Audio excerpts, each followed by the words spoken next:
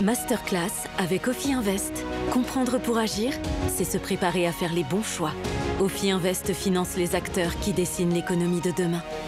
Ophi Invest. Investissez dans votre avenir.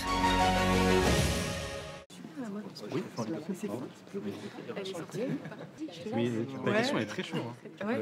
Mais attends, tu verras que je la pose, tu verras que je l'ai bégayé 4 fois. Je vais pas assumer. Bonjour. Bonjour les amis, ça va?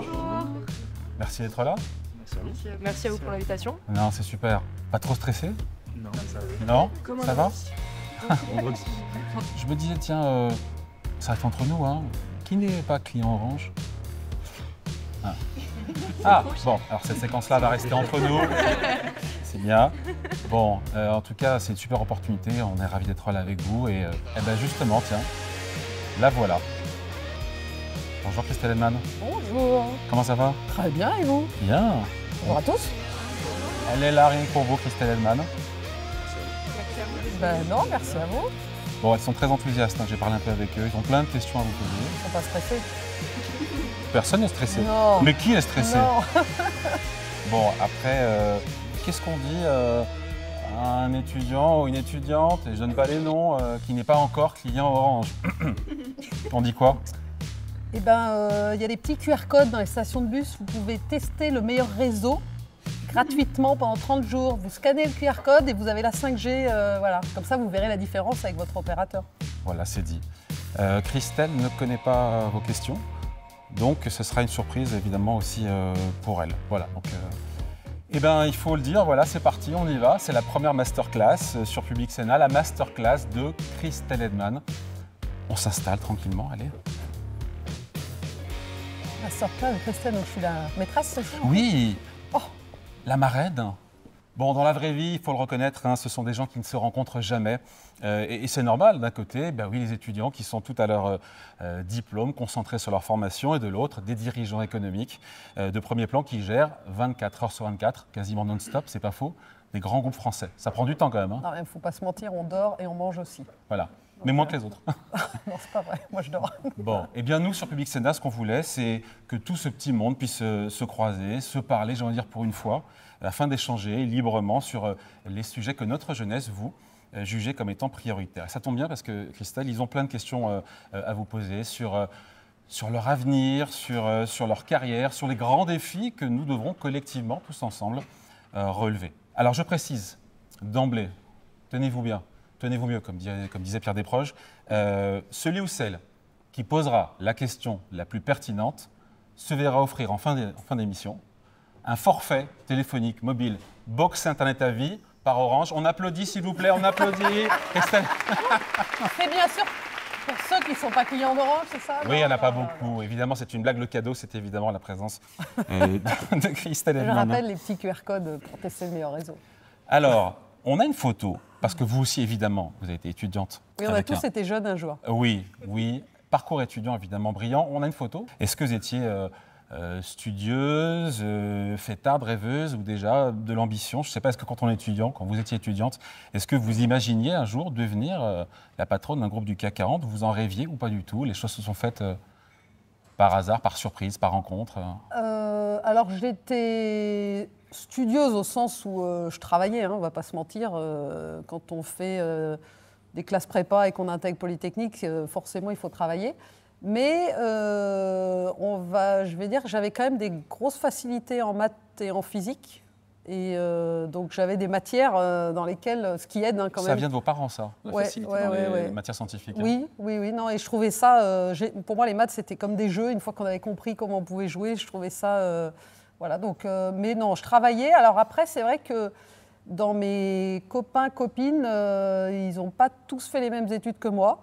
Et donc je faisais aussi la fête et puis voilà, et puis j'avais des copains qui ont arrêté les études plus tôt, qui avaient l'impression que j'étais un peu un ovni par rapport à ceux avec qui j'avais grandi au collège ou au lycée, et avec qui je suis toujours en contact d'ailleurs. Mais voilà, après c'est la vie, et donc voilà. Donc je bossais, mais c'est vrai que j'aimais bien aussi faire la fête, quoi, et faire du sport. Allez, maintenant, c'est au tour de vous, nos amis étudiants qui sont là, de vous poser des questions. Christelle Edman, étudiants qui sont potentiellement de futurs salariés, collaborateurs, entrepreneurs, dirigeants, peut-être même concurrents. Ils ont tous en... Bah oui, peut-être. Partenaires. Oui, partenaires.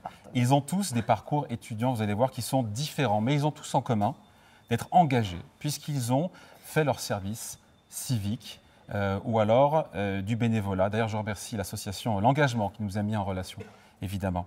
Première question de Sarah. Bonjour madame, je m'appelle Sarah et je suis actuellement étudiante en droit.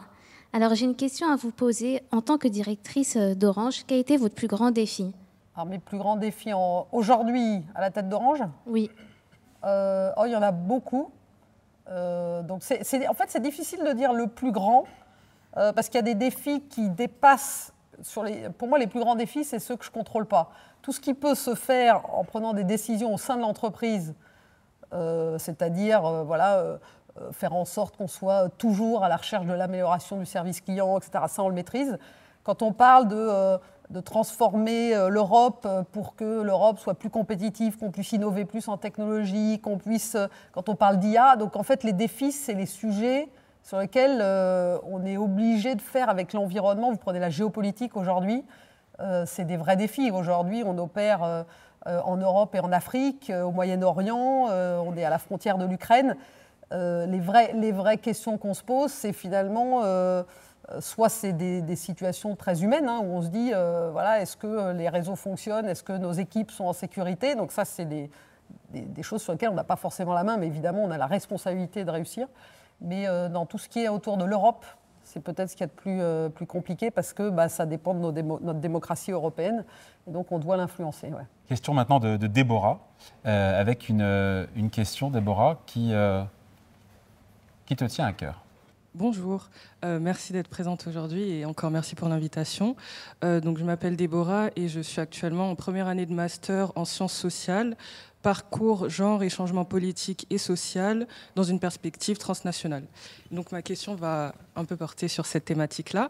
Donc au regard de votre parcours académique, notamment à l'école polytechnique, qui reste une institution à forte prédominance masculine, et dans vos hautes fonctions actuelles, est-ce que vous avez pu observer des obstacles qui perdurent et qui continuent de freiner l'accès et l'ascension des femmes dans ces milieux? Alors, comme l'exercice, c'est pas que je parle que de ce sujet-là tout l'après-midi, je vais essayer d'être courte, mais alors on pourrait en parler pendant très très longtemps, parce que malheureusement, il y a une réalité, et en particulier dans les métiers techniques, mais c'est qu'effectivement, aujourd'hui, il n'y a pas assez de femmes, que ce soit dans les postes à responsabilité ou dans les métiers techniques. Et moi, à la tête de l'entreprise, mon constat, il est simple, je ne peux pas me passer de 50% des talents, numéro 1. Ensuite, je ne peux pas avoir une entreprise qui ne représente pas mes clients. Or, mes clients, c'est la population. Et puis, on le sait, et ça, c'est une vraie conviction, une entreprise, elle prend des meilleures décisions, enfin une équipe en général, elle prend des meilleures décisions quand elle n'est pas faite de gens qui ont tous grandi dans le même moule, qui ont toutes la même façon de penser. Alors, on n'est pas là pour dire que les hommes et les femmes ne pensent pas pareil, mais la réalité, c'est qu'on a des biais. Donc, qu'est-ce qu'on fait face à ça? En tout cas, chez Orange, on y travaille. On a pris des engagements. Évidemment, il faut des rôles modèles pour donner envie. Mais je vais vous dire, quand je regarde la différence entre ma génération étudiante dans les filières scientifiques, et en l'occurrence dans l'école où j'étais, et je regarde les chiffres actuels, ça n'a pas beaucoup progressé. Donc, il faut qu'on continue à aller expliquer aux filles, aux jeunes filles, il faut faire des études. 2, oui, il faut aller dans les métiers techniques parce que c'est un passeport qui ouvre beaucoup de portes. Et puis après, il faut que les entreprises, elles y travaillent. Et puis, il faut aussi que les filles, les femmes, on ne se mette pas des barrières, parce qu'il y a souvent des biais. Alors, il y a des sujets aussi de la vie personnelle, de la maternité. Enfin, il y a plein de sujets qui dépassent le monde de l'entreprise. Mais vraiment, il faut qu'on continue à travailler. Et en plus, on voit qu'il y a des pays qui sont très, très différents. Nous, on opère dans des pays du Maghreb, par exemple, où il y a plein de femmes qui sortent des écoles d'ingénieurs. Donc, il n'y a pas de raison qu'on n'y arrive pas. En France non plus, et dans d'autres géographies. Donc c'est vraiment des sujets qui sont hyper importants pour nous chez Orange et sur lesquels il faut qu'on continue à travailler. Je n'ai pas envie de dire combattre, mais en tout cas, il faut que les hommes et les femmes, on soit conscients et qu'on y travaille. Alors bonjour, tout d'abord je tenais à vous remercier d'être avec nous aujourd'hui. Je m'appelle Anis et je suis étudiant en finance à la Sorbonne. Et ma question elle porte sur le fait qu'aujourd'hui, on assiste à une intégration massive de l'intelligence artificielle dans les entreprises. Et chez Orange, on a des métiers qui sont potentiellement faciles à être automatisables. Je pense notamment aux métiers dans les centres d'appel. Est-ce que vous pensez que ces métiers vont disparaître ou bien le rôle de ces salariés va plutôt évoluer? Les métiers en général, j'imagine. Oui, les métiers en général. D'abord, pas que les centres d'appel, parce que c'est vrai que d'abord l'IA va toucher tous les métiers. Donc, et d'ailleurs, nous, la façon dont on l'aborde chez Orange, c'est que d'abord, on a un outil en interne qui permet à tous les collaborateurs de s'en servir, plutôt que d'ailleurs d'utiliser des outils qui ne protégeraient pas les données de l'entreprise. Donc notre première mission, c'est de mettre des outils dans la main des collaborateurs, de tous les collaborateurs. On se rend compte que d'ailleurs, en tant que consommateur et de citoyen, souvent vous utilisez des outils, et d'ailleurs on voit l'adoption de l'IA est massive dans la population, alors chez vous les jeunes encore plus. Et donc, on ne conçoit pas que vous arriviez dans le monde de l'entreprise et que vous n'ayez pas les mêmes outils pour apprendre à chercher de l'information, faire des choses, écrire des emails. Donc ça, c'est l'étape numéro 1. Après, c'est vrai que ça va transformer des métiers. Après, la question du contact client, il n'y a aucun doute sur le fait que l'IA va transformer, mais ça me rappelle quand le e-commerce est arrivé et qu'on disait les boutiques vont fermer parce que les clients vont acheter en ligne. Et autant pendant le Covid, quand on était confiné à la maison, on était très content de pouvoir acheter en ligne, autant on a bien vu, d'abord il y a des choses que vous ne pouvez pas acheter en ligne, et puis ensuite, en fait, les clients, d'abord on a tout type de clients, donc nous, notre métier c'est de servir tout le monde, et tout ce qu'on peut automatiser, parce qu'effectivement, quand vous avez une panne, vous préférez cliquer et puis réparer tout seul, sans avoir à passer du temps au téléphone. Et donc on se rend compte d'ailleurs que l'IA va nous permettre de réduire le temps d'attente au téléphone. Par contre, parler à un être humain, aller dans une boutique, poser une question, ça va rester. Donc il n'y a aucun doute sur le fait que l'humain va rester au centre. Et on en fait même, nous, aujourd'hui, on voit que l'IA, les technologies sont loin d'être parfaites. Il y a quand même des biais, il y a des hallucinations. Et alors l'IA, en plus, elle vous affirme des vérités comme si c'était vrai. Donc ça fait partie aussi d'éduquer autour de prendre du recul, savoir garder un esprit critique par rapport à l'IA. Donc pour nous, l'IA, ça va vraiment augmenter les collaborateurs dans tous les métiers. Mais pas les remplacer. Mais pas les remplacer. Non, un peu quand même. Et puis, non, mais il y a certains métiers, il y a des métiers qui n'existent plus aujourd'hui, qui existaient il y a 15 ans, parce qu'avec l'arrivée du web, l'arrivée de la connectivité, et il y a plein d'autres métiers qui se sont créés. Donc il n'y a aucun doute sur le fait qu'il va y avoir des transformations. Mais une fois de plus, un collaborateur formé à l'IA, il a aucune capacité, il a toutes les capacités à évoluer. Un collaborateur qui refuserait d'adopter ces technologies, évidemment, c'est là où on se met en risque, d'où l'importance de former. Merci. Merci Anis. Donc, je suis Nantes Essougué, je suis actuellement doctorante en droit privé et en droit animalier au laboratoire droit des affaires et de nouvelles technologies de l'UVSQ Paris-Saclay. Je sais, c'est très long. J'ai une question très personnelle peut-être, me direz-vous. Dans une carrière aussi exigeante que la vôtre, est-ce la réussite ou l'échec qui vous a le plus appris ? Alors, vous savez, d'abord, on parle de carrière au point où j'en suis et on regarde derrière, mais au fond, une carrière, c'est pas ça. C'est une succession de décisions, de choix, de se dire j'ai envie de changer de job, j'accepte de prendre ce nouveau challenge. Et les moments, moi, dont je me souviens le plus dans ma carrière, c'est ou les moments où j'ai dit non, très clairement. Non, je ne prendrai pas ce job, non, je ne resterai pas dans cette entreprise, etc. Ou alors les victoires qui ont été les plus difficiles à obtenir. Et c'est autant, donc c'est pas des échecs. Enfin, alors on peut se dire, c'est pas vraiment des échecs parce que dire non, c'est pas un échec, c'est juste affirmer un choix. Est-ce que c'est des victoires ? D'abord, c'est quand vous bataillez dur, c'est souvent en équipe, et en fait vous vous souvenez beaucoup plus des choses sur lesquelles vous avez alors combattu, mais ça peut être des transformations qui étaient difficiles, ça peut être des batailles commerciales, ça peut être voilà, tout type de sujets qu'on a à faire. Et c'est vrai que c'est quand même ce souvenir d'avoir réussi à dépasser des montagnes qu'on n'imaginait pas possibles initialement. Et alors là où c'est très puissant, c'est que quand vous avez compris une fois que ce qui vous paraissait impossible, en fait, en travaillant en équipe, en mettant toutes les bonnes énergies autour de la table, vous avez réussi à le faire, ça vous donne confiance sur la prochaine montagne, etc. Et finalement, ce qui fait que je suis peut-être là aujourd'hui, c'est ce capital confiance que vous construisez face aux épreuves, face aux moments difficiles. Voilà, donc il ne faut pas croire que tout est simple, ni que tout est super facile. Mais vous avez connu des échecs dans ce parcours qui, il faut dire, est brillant. Je veux dire, n'ayons pas peur des mots. Il y a eu quand même des échecs. Il y en a plein. Après, ça dépend ce que vous mettez derrière le mot échec. Moi, je suis d'une nature optimiste. Donc, en fait, chaque fois que je me prends un non, une affaire perdue, un job que j'ai pas eu, un job que j'ai pas eu. J'ai pas souvent demandé des jobs, mais je vois l'opportunité d'apprendre pour me dire le coup d'après, qu'est-ce que j'ai mal fait que j'aurais dû faire différemment? Et c'est vrai, voilà, vous passez des entretiens, vous allez sur un plateau de télé, vous allez faire un pitch client, il y a plein d'exemples. Hein. Vous avez un rendez-vous, il faut convaincre quelqu'un, et puis vous dites je n'ai pas convaincu, et donc vous dites je n'ai pas convaincu, puis en fait après vous discutez avec quelqu'un d'autre qui vous dit non, tu as marqué des points quand même. Donc en fait, tout est question de perspective. Il n'y a pas d'échec, c'est pas aussi noir et blanc que ça en a l'air. D'accord, merci beaucoup. Merci Nan. Question maintenant de Marie-Fleur. Question qui pique un peu, mais on les aime bien aussi, les questions Bonjour, qui piquent un peu. je suis là pour la question qui pique.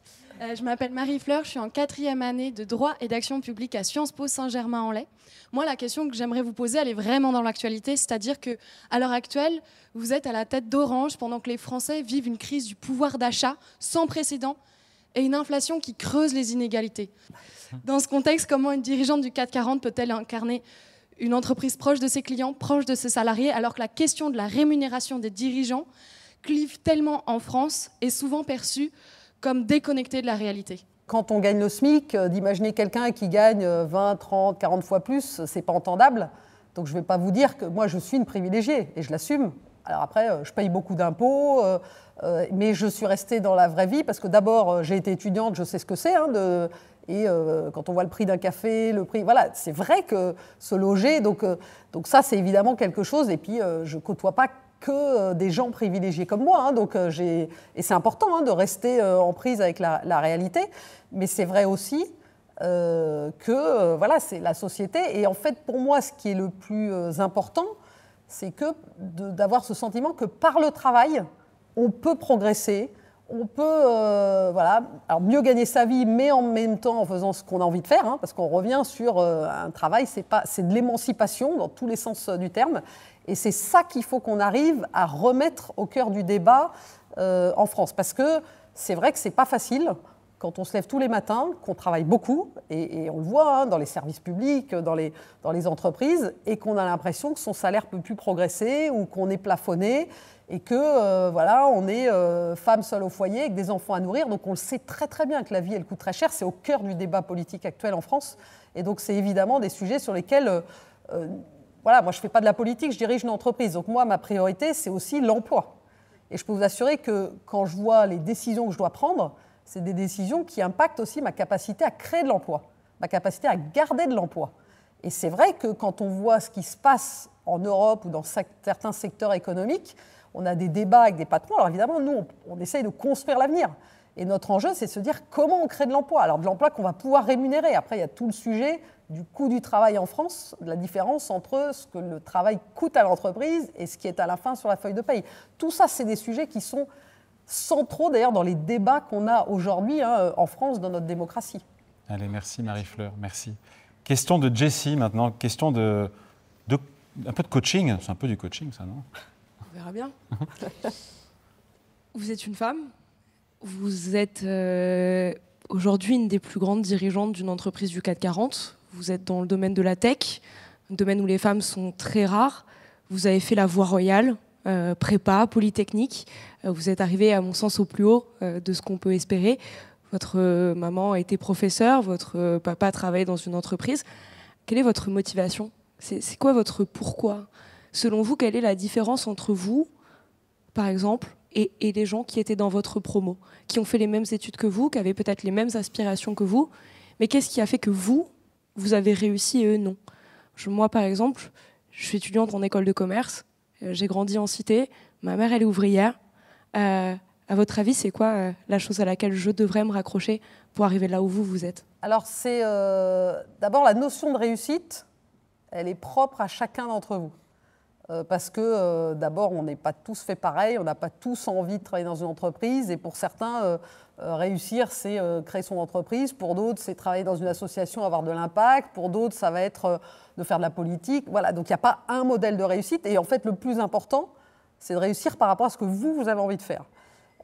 Après, c'est vrai, et ça rejoint ce que vous disiez, le sujet de l'inclusion et de la capacité où qu'on soit né en France, à accéder aux études. Et donc là, c'est quand même des choses sur lesquelles, alors j'ai envie de dire, je sais que vous avez tous fait un service civil, par exemple. Comment se différencier ? Comment avoir accès à l'information ? Et ça, c'est des sujets sur lesquels eh ben, on sait que malheureusement que selon l'endroit où on est né, selon ce que font ses parents, il y a des biais dans la société. Alors c'est pour ça que nous, on travaille beaucoup avec des associations. On recrute, on travaille avec des associations pour aller voilà, contribuer à cette diversité qu'on recherche, qui n'est pas que la diversité homme-femme, mais qui est aussi de s'assurer qu'on va permettre à tous d'avoir la chance. Et puis, quand on a des personnes qu'on recrute, voilà, vendeurs dans une boutique, et après qui évoluent, on a des systèmes de formation et de progression en interne. Et ça, c'est important. Mais pour revenir après sur ce qui fait la différence, d'abord, je ne dirais pas que ceux qui ont fait les mêmes études que moi, sur une promo de 400, il n'y a pas Christelle a échoué, a réussi, et les autres ont échoué. En fait, il y en a plein selon ce qu'on a envie de faire. Après, je pense que dans une carrière, vous faites des choix. Moi, j'ai toujours plus choisi ce que je ne voulais pas faire et avec qui je n'avais pas envie de travailler. Et au fond, c'est des choix humains que vous faites. C'est de la curiosité. Vous vous dites, tiens, on propose tel projet, je ne suis pas sûre de ce que ça va être, mais tiens, ça m'intéresse d'apprendre. Et pour moi, ce qui est le plus important au début d'une carrière, c'est d'avoir cette curiosité, de se dire qu'au fond, même si ça vous semble, vous vous dites, le premier job, c'est ce qui va définir le reste de ma carrière, en fait, le plus important, c'est de prendre un job et de vous dire que vous apprenez. Et quand vous apprenez plus, si vous avez le sentiment que vous apprenez plus, d'avoir le courage de changer. Ce qui est le plus difficile dans une carrière, c'est d'avoir le courage de renoncer, de changer pour continuer à progresser, ou soit parce que vous êtes dans un job ou un environnement où vous ne progressez plus, soit parce que vous travaillez avec des personnes dont vous vous dites « tiens, ce n'est pas les bonnes valeurs », ou ça rejoint le sujet de la mission de l'entreprise qui n'est pas celle que je veux.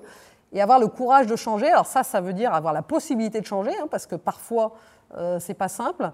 Mais vraiment, c'est pour moi, en tout cas, si je n'avais pas plusieurs fois accepté des missions dont certains me disaient « oh là là, c'est un peu risqué quand même », ou des choses où peut-être que a posteriori, je me disais c'était quand même un peu risqué de faire ça, ou je ne serais peut-être pas arrivée là. Donc c'est quand même de multiplier les expériences, d'apprendre, et puis d'être curieux et de poser des questions. Excusez-moi, mais quel est votre pourquoi ? Il y a forcément des moments dans votre carrière où vous avez vécu, même dans vos études, des moments de difficulté, des moments de doute, des moments où vous avez peut-être remis en question ce que vous étiez en train de faire, des moments où par la suite vous avez dit non. Et c'est quoi votre motivation ? C'est quoi la phrase que vous êtes dite ? C'est quoi la chose que vous vous répétez ? C'est quoi la valeur à laquelle vous tenez qui fait que vous êtes arrivé de là où vous étiez jusque là où vous êtes ? Au fond, moi, très très tôt, je savais, d'abord, vous savez, on n'a qu'une vie. Donc en fait, on se projette, là, vous vous dites, oulala, il faut que je crée mon parcours jusqu'à 50 ans. Mais moi, je sais que quand j'étais jeune, j'ai perdu des amis qui étaient jeunes. Et là, vous vous dites, en fait, la vie, elle est très très courte. Et donc moi, mon moteur, ça a toujours été, je veux profiter de chaque jour. Je veux apprendre chaque jour et je ne veux pas, quelque part, gâcher. Et ce n'est pas gâcher ma vie dans 20 ans. C'est je veux m'assurer que chaque jour qui passe, je sers, j'aide d'autres aussi à progresser. Mon moteur, ça a toujours été plus l'humain. Ma plus grande fierté aujourd'hui, c'est des collaborateurs avec qui j'ai travaillé dans le passé et qui me disent cette discussion qu'on a eue, ça m'a donné confiance, ça m'a permis de progresser, etc. Et au fond, quand on arrive dans la deuxième partie de sa carrière, on regarde derrière et puis on se dit est-ce que je suis content de l'impact que j'ai eu ou pas. Donc c'est vraiment cet impact sur les personnes qui fait que, en tout cas, moi, ça a toujours été mon moteur et de me dire le matin. Et j'ai eu des périodes où j'avais des jobs où je me disais non mais là vraiment c'est dur. Quand vous n'avez plus envie, et je l'ai toujours fait. D'ailleurs, je suis allée voir mes managers en disant bon, vraiment, il faut que je change, je m'ennuie ou j'en peux plus, etc. Et d'ailleurs, c'est comme ça que j'ai changé. Maintenant, une série de questions oui/non. Donc, vous répondez par oui ou par non. Voilà, c'est quand même assez simple. Si Xavier Niel vous propose de diriger Free pour un salaire multiplié par 10, vous dites oui Jamais de la vie. Vous dites non? Jamais de la vie. C'est non, c'est clair. Est-ce que c'est vrai quand on sort de votre bureau, c'est toujours oui ou non, mais jamais on verra? Oui ou non, on verra. Alors c'est vrai que... Non mais je vais répondre, c'est malheureusement souvent oui ou non et c'est pas forcément la bonne chose parce que parfois il faut permettre aux équipes d'avoir des doutes et de réfléchir par eux-mêmes. Or souvent j'ai des convictions sur des sujets et j'essaye de me réfréner et de pas toujours les affirmer trop tôt même si... voilà. Donc non, j'ai toujours des avis sur tout ce qui est... Bon, parfois il faut savoir se taire. Est-ce que c'est vrai qu'en réunion, vous demandez à vos collaborateurs des notes synthétiques de 2 pages maximum, oui ou non? Non, mais sinon, on a notre outil interne, Dis-nous tout, on met tout dedans et ça nous fait une synthèse. Voilà. L'IA permet ça. Oui ou non, votre film préféré, c'est La vie est belle de Roberto Benigni? Oui, c'est vrai. Et pourquoi? Ce rapport à la fragilité de la vie. Et moi, j'ai un grand-père qui a émigré, juif, allemand, qui est venu en France, qui a connu, qui est reparti de rien. J'ai grandi dans un environnement où on me disait mes petites filles, vous avez de la chance d'aller à l'école. Mes petites filles, vous n'avez pas connu la guerre. Et du coup, ce film, c'est quelque chose qui m'a toujours marqué. Et cette capacité aussi à aller chercher le positif dans un environnement horrible. Donc c'est moi un film qui m'a beaucoup marqué. Ouais. Bon, est-ce que, oui ou non, vous pensez que Orange sera encore, en 2050, le premier opérateur mobile? Ah, ça c'est sûr. C'est sûr. Ça c'est Assurément. sûr. On est nombreux et on va se battre pour que ça arrive. Si un jour, un président de la République vous propose de devenir ministre de l'économie et des finances, en ce moment, ce n'est pas le job le plus stable qui soit, ça c'est sûr. C'est oui ou c'est non? Non. Non forever. La politique... Non, c'est pas... Moi, je considère que j'ai un job aujourd'hui extraordinaire parce que j'ai de l'impact sur beaucoup de monde, des clients, des collaborateurs. Quelque part, c'est une façon aussi dans le monde actuel où finalement l'entreprise, c'est quand même un endroit où on peut avoir du dialogue et faire des choses, d'ailleurs, à travers les frontières. Mais honnêtement, non. Je ne crois pas que ce soit mon truc, la politique. Avant de se quitter, la question à inverser, c'est à vous de poser, Christelle Edman, une question à nos étudiants. Répondra qui veut, évidemment. On m'écrit souvent des choses en disant il paraît qu'aujourd'hui, c'est plus dur d'être jeune qu'à ma génération, donc j'ai envie de vous retourner la question. Est-ce que c'est vraiment si dur que ça d'être jeune aujourd'hui? Qui a envie de répondre? Il y a un micro là. Alors, je ne dirais pas que c'est forcément plus dur qu'à une autre époque, parce qu'on a un peu cette idée cliché que maintenant tout va mal, que la planète est condamnée, que l'emploi c'est devenu plus compliqué, que l'IA va voler nos jobs. Mais en fait, je pense qu'ici on a un peu l'exemple aussi, parce qu'on est des jeunes engagés. La jeunesse est engagée, la jeunesse veut agir, la jeunesse peut agir. Donc je ne dirais pas que c'est plus dur, parce qu'on est peut-être une génération qui a encore plus conscience de la valeur de l'engagement, et qui connaît aussi le progrès, qui voit la médecine qui permet maintenant des choses merveilleuses. Donc non, il ne faut juste pas perdre espoir. Et ben voilà, on arrive au terme de cette masterclass sur Public Sénat. J'espère que ça vous a plu. Ça vous a plu? Oui, vraiment. Bon, merci à Christelle Edman. On peut applaudir évidemment d'avoir été avec nous pour cette première masterclass. Émission enregistrée depuis la maison Sanofi à Paris. Le mois prochain, notre place, ce sera Maurice Lévy, le président d'honneur de Publicis. Il est incroyable. Hein. Donc voilà, merci à tous et rendez-vous donc le mois prochain pour une nouvelle masterclass sur Public Sénat.